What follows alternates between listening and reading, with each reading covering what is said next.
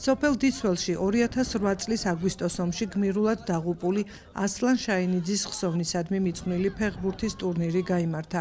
ტურნირი 3 დღის განმავლობაში ორ ასაკობრივ ჯგუფში მიმდინარეობდა, სადაც გამოვლინდა გამარჯვებული გუნდი, საუკეთესო მეკარე და ფეხბურთელები. გამარჯვებულ გუნდს თასი, სიგელები, მედლები და საჩუქრები გადაეცა.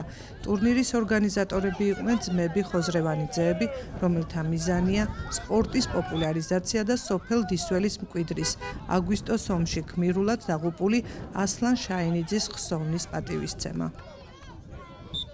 სამაპლის აიღო სტარტი და ჩაეყარა საფუძველი. თასი არ იქნება გარდამავალი, თასი დარჩება გამარჯვებულ გუნდთან, პლუს გადაეცემა სიგელები, გადაეცემა მედლები, გადაეცემა საჩუქრები. საუკეთესო ფეხბურთელი გამოვლინდება, საუკეთესო მეკარე გამოვლინდება, წარმატებული ბავშვები გამოვლინდებიან.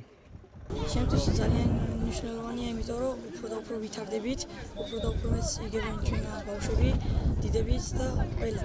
ასლან შაინიძე ჩვენი სოფლის გმირი იყო და უმაღლესი ადამიანი იყო.